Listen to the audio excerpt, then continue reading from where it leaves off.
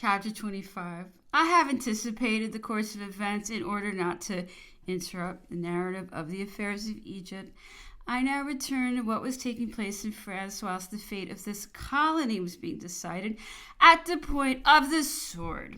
The whole attention of the first consul was devoted to the indispensable duty of repairing the evils occasioned by civil discord and revolutionary anarchy. He instituted commissions, caused a revision of the accounts of all persons who had had any dealings with the different branches of the administration, and the public treasury had now, for the first time, counterclaims to set up, instead of being, as heretofore, declared indebted for incomplete or imaginary supplies alleged to have been furnished. This exercise of severity had an influence upon the national credit. The Council of State reckoned at this period a great number of men of talent and of untainted patriotism. The greater part were competent to undertake the management of the principal branches of the administration and to give them a proper direction. Never had the machinery of any government yielded more readily to the impulse given to it. It appeared as if everyone had measured the depth of the precipice into which the state was well nigh plunged by the blunders of the late government, and was on his guard against a return of them. Regularity had taken the place of disorder. The system of public accounts was clear, the administration prompt in all its acts. Nothing was suffered to fall into arrears. Our present condition was a promising augury of the future. The state of the public mind at that time will be better appreciated by the following document.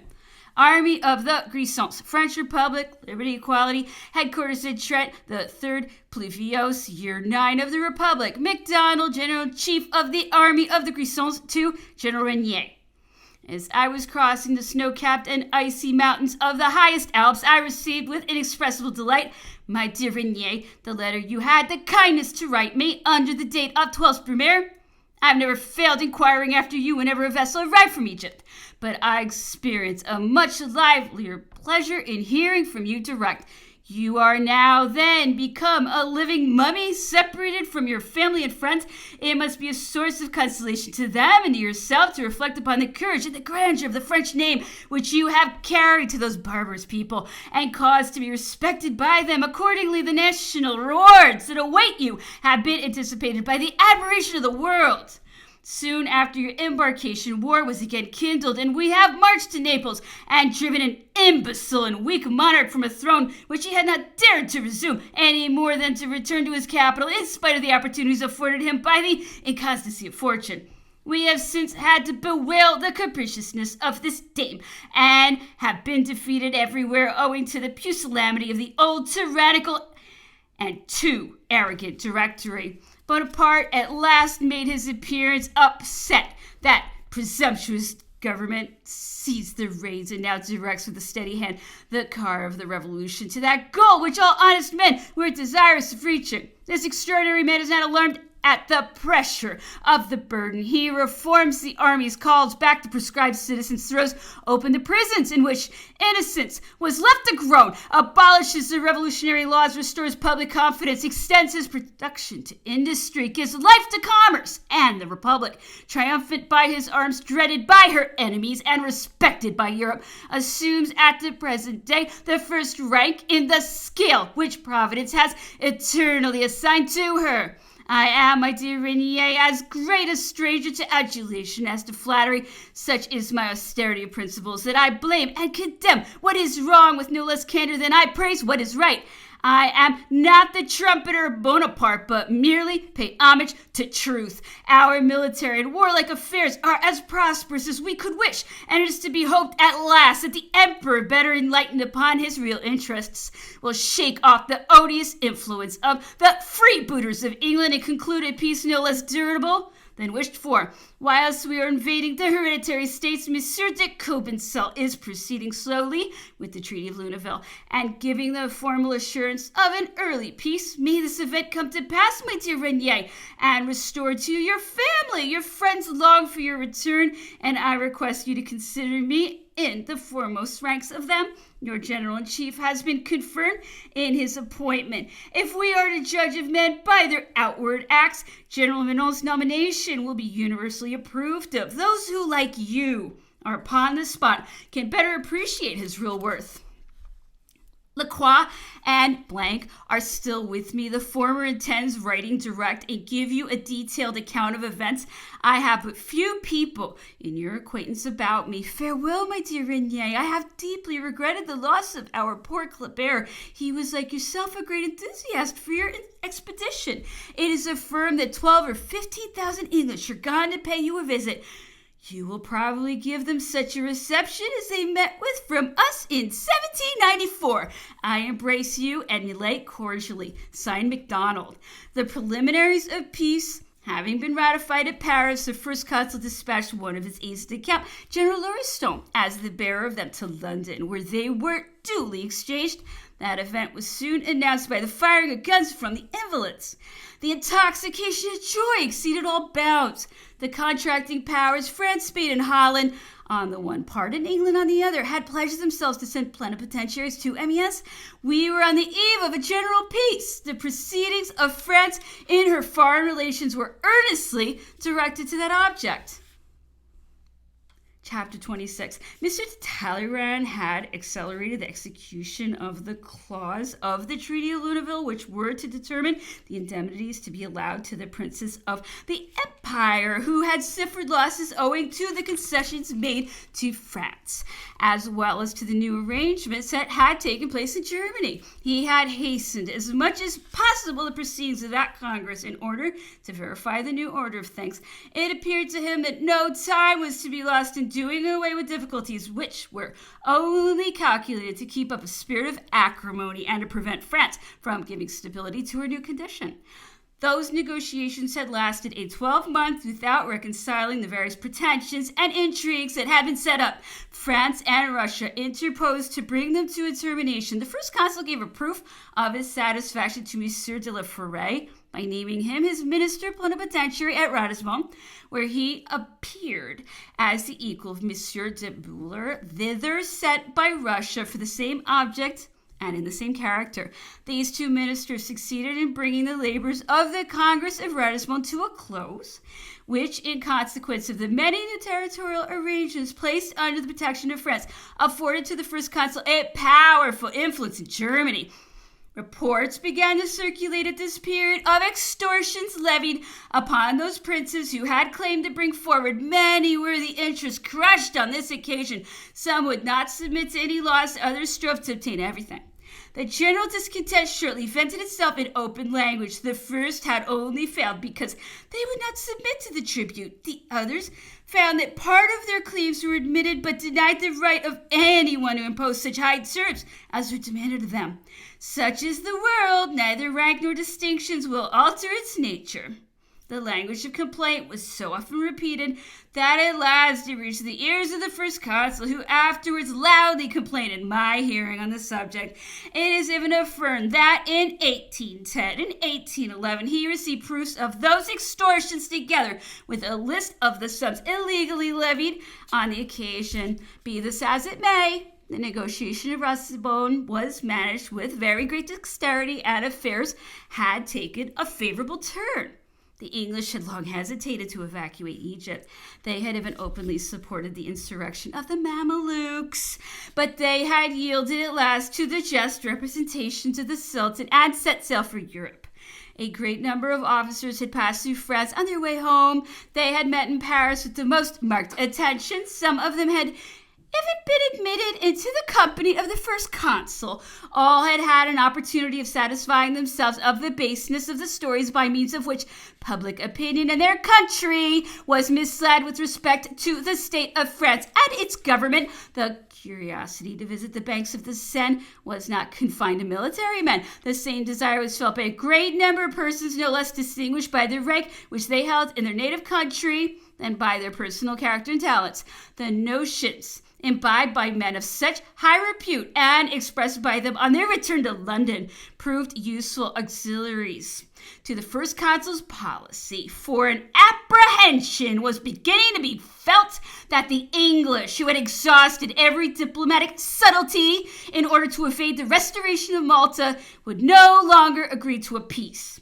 The plenipotentiaries entrusted with the mission of concluding it were to assemble at Amiens, but the British minister was slow in making his appearance. Some uneasiness was felt for the motives of such an unexpected delay. The first consul kept urging Lord Hawkesbury and signified to him his anxiety to convert the preliminaries of peace into a definitive treaty, which was alone calculated to consolidate the repose of the world. His importunities, and no doubt also the language held by the English who had visited France, succeeded in overcoming the repugnance of the British cabinet. Lord Cornwallis at last arrived in Paris. He was presented to the first consul, who received him with marked distinction, and on the occasion of the preliminaries, complimented him by the grandest fete that had yet been given to any public character. We had inherited this custom from the Directory, who gave orders for fetes on the most trifling occasions and laid out in concerts and illuminations that money which was drawn from an already exhausted treasury. The conferences, however, kept pace with the fetes. The negotiation was open at first under an unfavorable aspect. Lord Cornwallis, in a conference which he held with Joseph Bonaparte, who had the charge of negotiating on the part of France, gave some insight into the difficulties which would spring out of the possession of Malta. Nevertheless, as the preliminaries had decided the question, and nothing remained but to name the power to whom the charge should be assigned of guaranteeing the independence of the island, very little distrust was occasioned by the transfer of the negotiation to Amiens. The parties, however, had scarcely met in that town when the British minister raised the most unexpected pretensions.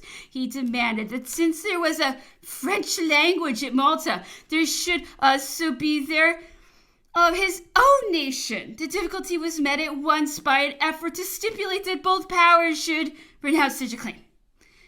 He next expressed some anxiety as to the eventual fate of that island. He demanded that not only some guarantee on this subject should be pointed out, but that its protection should be expressly stipulated for her by the establishment of a foreign garrison in Malta.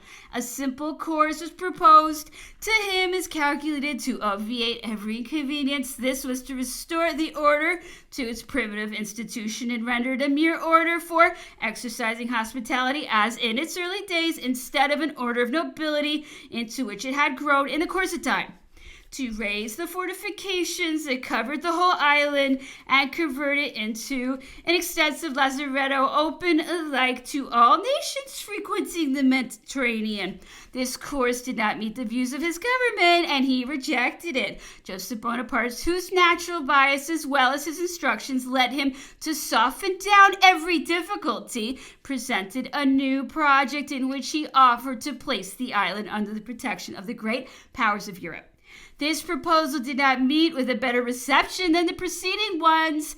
England demanded that Malta should be confided to the custody of the King of Naples.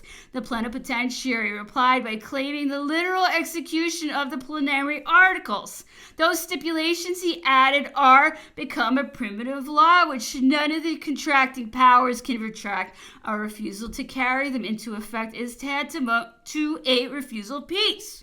To the strict observance of this principle, I have sacrificed many articles which prejudiced in no way the interest of Great Britain. I have felt myself bound to relinquish them so soon as it was proved to me that they were not strictly comprised in the preliminaries. How can an article be now set up which is in all respects opposed to them?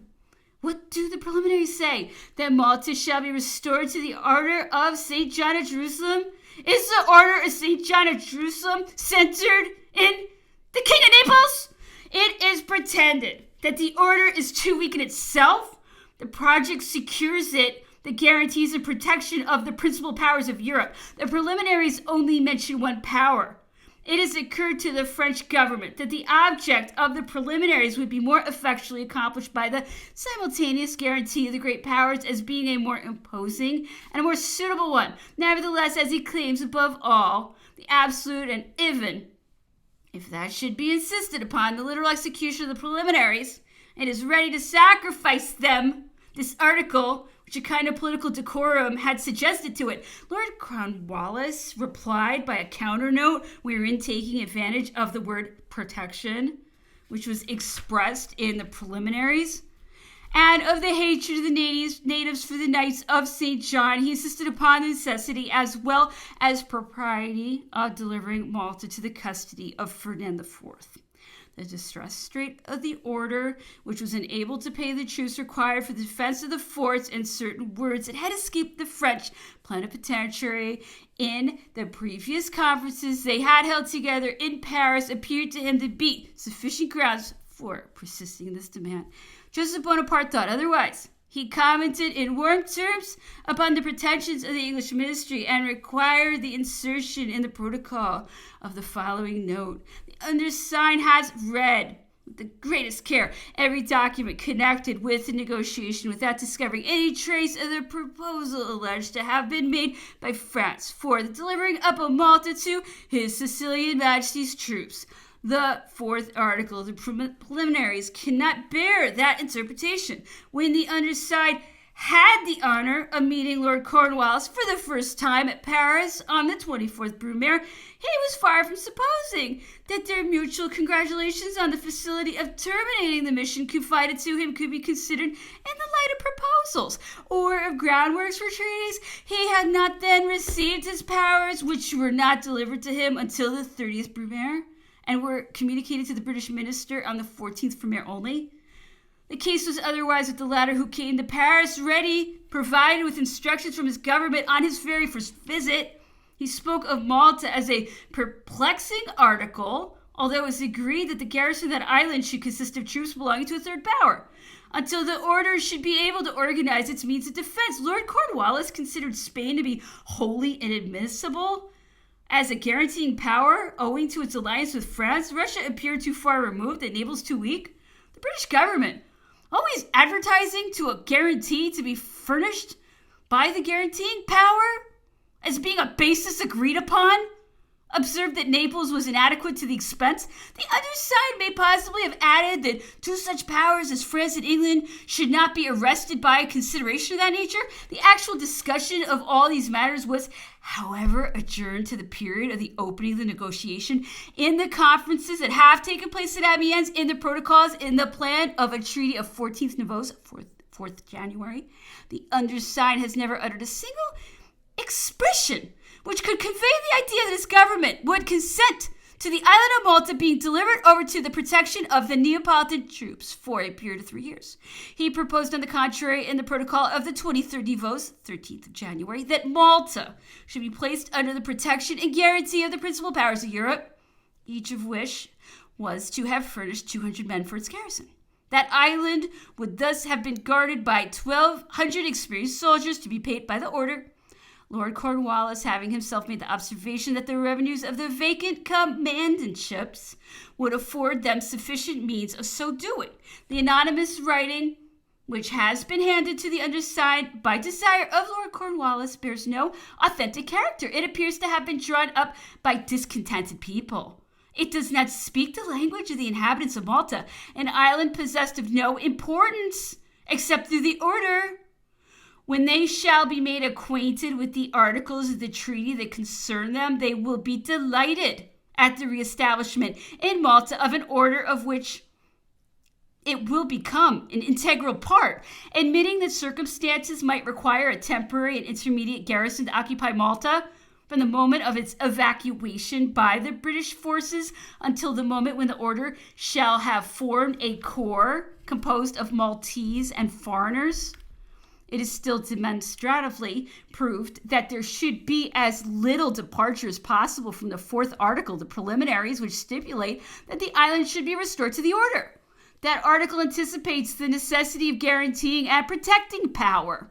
The means of carrying it into effect are left to the wisdom and good faith of both governments. All their endeavors must aim at this sole object, that Malta should belong to the order. They must avoid anything that might fetter its prerogative, or that, instead of affording a protector to the knights, would have the semblance of giving them a master or diminish the influence they should exclusively exercise over Malta. The French government proposes by its project England, Austria, Spain, Prussia, and Russia as protectors of the order. It would be difficult to attach greater splendor to it or to afford it a more effectual protection. Why retain a Neapolitan garrison during a period of 3 years? Can it be from apprehension of foreign enemies? The above 6 named powers would no doubt be sufficient protection to the island. Is it fear from the Maltese themselves? The order will secure to itself the affections of the people if the stipulations are faithfully observed. These will be their best internal defense.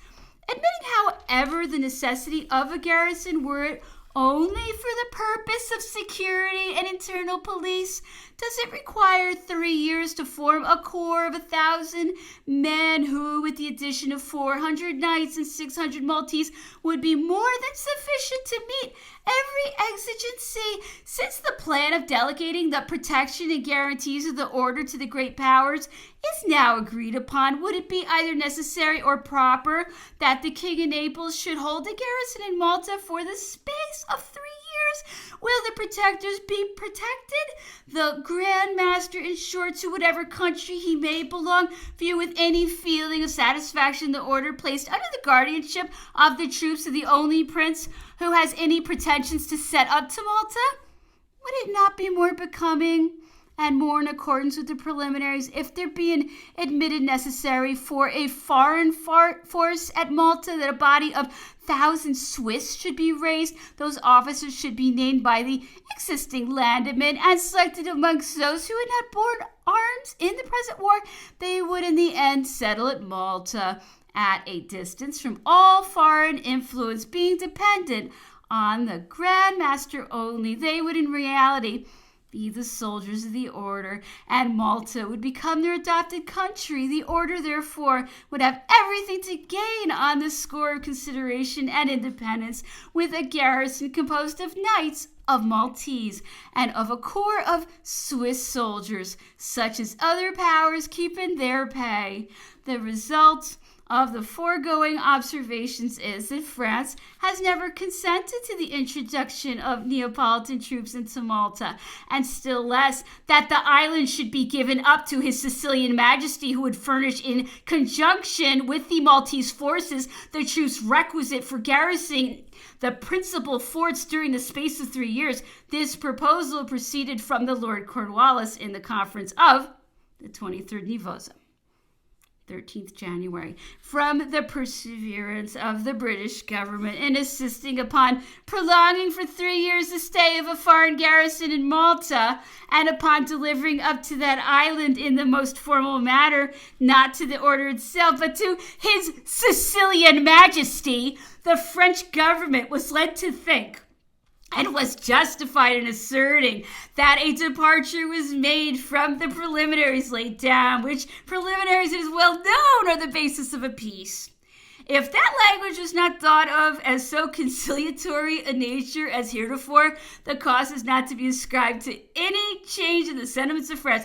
But when, in a discussion, all arguments have been exhausted and have failed to carry conviction, the natural inference to be drawn by one of the parties is that the other rejects every kind of arrangement. If it be the intention of the British government to maintain the order of St. John and the island of Malta in a state of perfect independence, a hope in which the undersigned wishes to indulge, he trusts that the foregoing project, drawn up with the object of removing all foreign influence, will meet with the approbation of Lord Cornwallis. This project is unquestionably preferable in all respects to every other hitherto presented. The undersigned cannot find words too strong to urge its adoption. Should, however, the British government have irrevocably adopted the plan of establishing a Neapolitan garrison in Malta, the undersigned, with the view of hastening the moment of peace, would consent to admit it in the manner in which it is drawn up in the sequel of this note. Lord Cornwallis will discern in the two versions of the plan relating to Malta the application of the principle just developed by the undersigned. He is further directed to insist upon the insertion into the treaty of the article concerning the Barbary States such as it is drawn up in his project, and upon the concurrence of the contracting powers to put an end to the hostilities carried on by those states in the Mediterranean, to the utter disgrace of Europe and of modern times. The mere notification that would be made to the Barbary States of the determination of the contracting powers on that subject would restore security to the commerce of the United States, of Portugal, of the King of Naples, and of all the other states of Italy. And if the competition in the Mediterranean trade, which such a measure would considerably augment, could be a ground of apprehension to any nation, it would unquestionably be so to France and Spain, which, from their natural position and their separate intercourse with the Barbary States, carry on that trade at all times with greater security and advantages than other powers. To them, therefore, the sacrifices would be the greatest.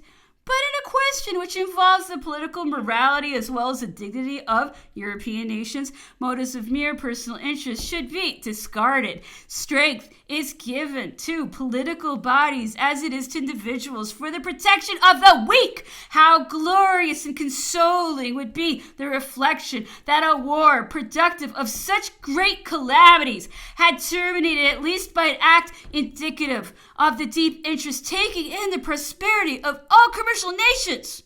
This question, besides, is bound up with that of Malta, from which it cannot be separated. For if the contracting parties do not take upon themselves to put an end to the hostilities carried on by the Barbary States, it may be said with great truth that the Order of St. John cannot cease to wage personal war against those states without failing in their primitive engagement and incurring the loss of all their property.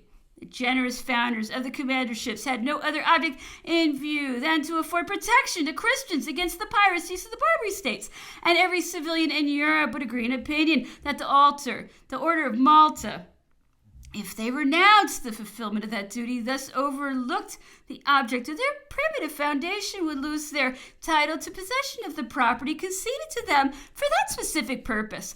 A new occurrence started up to render the negotiation more complicated and brought on a declaration of which England should have taken advantage. The question of the new states formed in Italy had been agitated. The British ministry had replied by the formal declaration that they could not, amongst others, acknowledge the King of Etruria. The first consul endeavored to make them understand the imprudence of such a resolution and addressed to them the following observation through the channel of his accredited minister.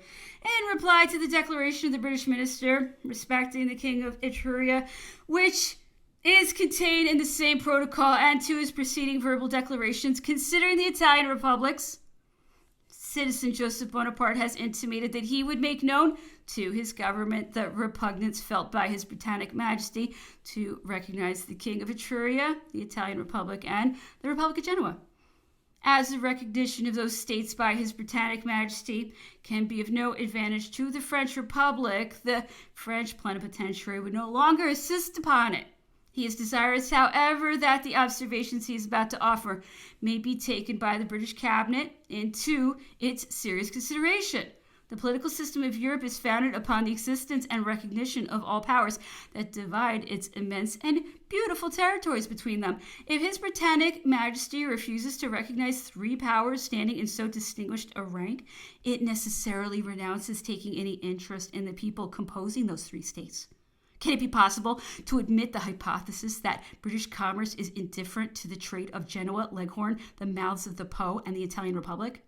And if her commerce should suffer from any shackles imposed by those three states, to whom could His Britannic Majesty apply for redress? As he cannot hold out any reciprocity, since the states of Genoa, Tuscany, and of the Italian Republic carry on no sort of trade with England, though they are found to be useful and even necessary channels for British commerce. And if these three powers, offended at not finding themselves acknowledged by the great powers should introduce any change in their internal organization and seek protection by incorporating themselves with a great continental power, His Britannic Majesty likewise shuts himself out from any right of appeal. Though he could not be indifferent to those changes, complaints are sometimes raised against the continental extension of the French Republic, but is not that a necessary consequence of the small Italian states being driven by the greater powers to the necessity of looking for refuge and protection to France alone? The Cisalpine Republic, though acknowledged by the emperor in the Treaty of Campo Formio, could never obtain the admission of her minister at the court of Vienna. That republic was still considered by the emperor as if the Treaty of Campo Formio had never had an existence. As the general peace was not then concluded, the court of Vienna, no doubt, viewed its treaty in the light of a truce. Now, however, that there exists a general peace if those states are still kept in uncertainty as to the recognition of their independence.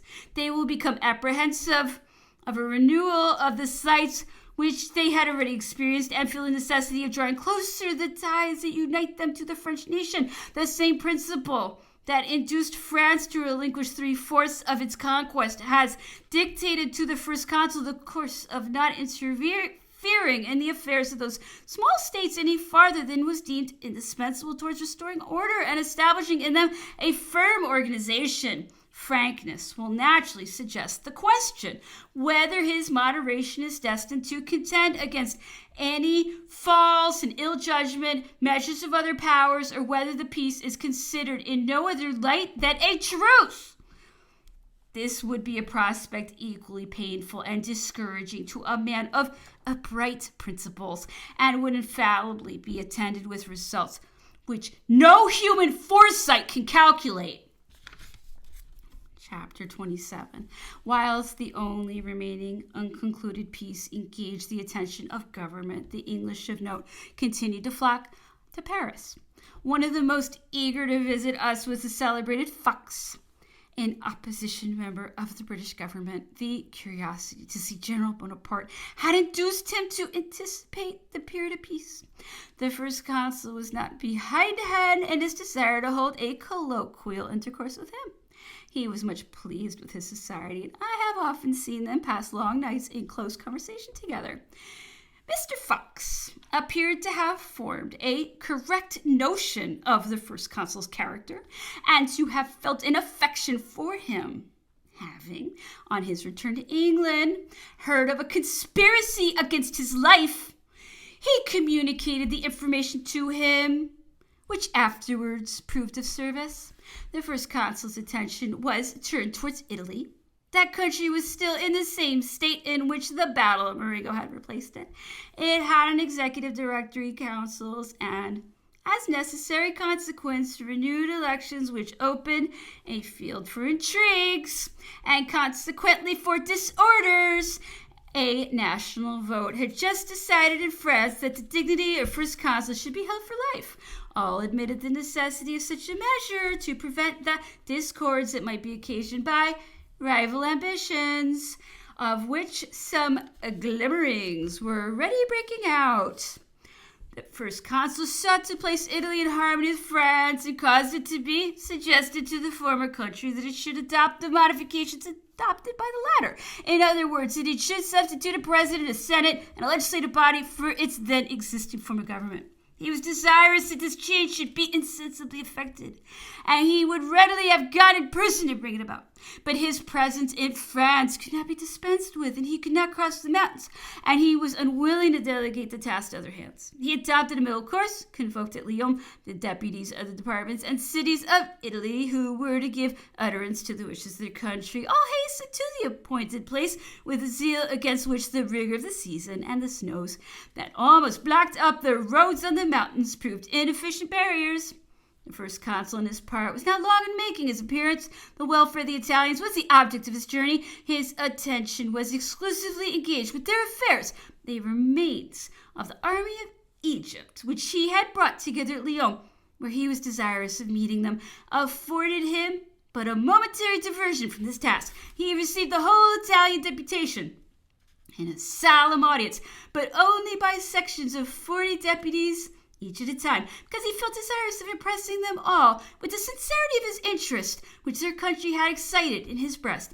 He addressed to each section a long speech on the dangers resulting from revolutions. He depictured the fatal consequences ever attending political agitation, civil war, proscriptions, and all the evils incident to them. He dwelt upon the necessity of forgetting animosities and injuries, of assuming an attitude which would be in harmony with neighboring nations in order to inspire them with confidence. This was not assuredly the language of a ferocious conqueror. It would have done honor to the greatest philosophers in antiquity, and was hailed with general approbation. The Italians had sent to Lyon the most distinguished characters amongst the clergy, nobility, and gentry of their country. They seemed to have placed a sort of national pride in the choice of their deputies. They were vain of display to the view of the second city of France, the treasures of their civilization. The first consul was much pleased with this assembly, whose principles and composition were in accordance with his wishes. He has often dwelt at a later period upon the proper sentiments which animated them. The Italians, on the other hand, were no less pleased at the speech he addressed to them. They were more particularly grateful for his forbidding the French to interfere in their discussions.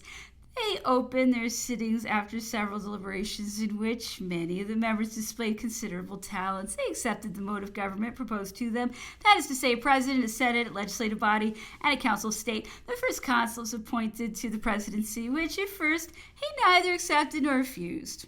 When all proceedings had been gone through and the modifications adopted, nothing remained but to dissolve the assembly. He decided upon closing the session in person, repaired to the hall of deliberations, and said to them in Italian that he should always feel an interest in the prosperity and welfare of the people they represented, but that being unable to devote to Italy, their native country, all that attention which she had a right to claim from him, he was under the necessity of naming a substitute who should reside on the spot, and that he therefore appointed Monsieur de Melzi as their vice president. In the selection, he had been guided by the desire of proving his solicitude for the Cisalpine Republic, where he knew that Monsieur de Melzi, upon whom he set a great value, was held in the highest esteem. This appointment was hailed with the loudest acclamations. The assembly broke up, the deputies retired to their homes, and their first consul returned to Paris. A few days before his journey to Lyon, he had united his brother Louis to Mademoiselle Hortense Bornay, and shown on that occasion a fresh proof of the austerity of his religious principles. He had himself been married during the Reign of Terror. His sister Caroline had been united to General Murat in the interval between the 18th Brumaire and the Battle of Marengo. The exercise of religion was forbidden at both periods, nor was it yet tolerated at the moment of which I am speaking. The church is still exhibiting the same state of profanation as before. Accordingly, the marriage of Louis was celebrated in conformity with the custom at this time at the private residence of the first consul in the Rue de la Victoire at the Chaussée d'Antin. A priest came to give the nuptial blessing to the youthful couple. The first consul availed himself of the opportunity to have a like blessing bestowed on the union of his sister Caroline, who had not been married in the church, conceiving no doubt that this important act of our life should be sanctioned by religion after having been sanctioned by the presence of civil authority. In his own case, however, he dispensed with the religious ceremony, a circumstance which gave rise to some conjectures amongst us. He was therefore only bound to Josephine by the civil act, a bond susceptible to being broken asunder agreeably to the legal clauses concerning marriage. The ecclesiastical discipline had therefore nothing to do with his divorce, whatever may have been his pretensions in the year 1810. Winter was drawing to a close. The plenipotentiaries had at last overcome the feelings of repugnance manifested by the British ministry. They had closed their discussions and repaired to Paris. The peace with Russia and the Porte, respectively, the preliminaries of London, and the peace of Badajoz with Portugal were published in Paris between the 11th and 19th Vendemiaire. On the 18th Brumaire, following general peace was restored and celebrated with great splendor. Of all the works of the first consul, none afforded such uniform satisfaction or gave rise to such flattering hopes. The public rejoicings attested the delight felt everywhere at the event.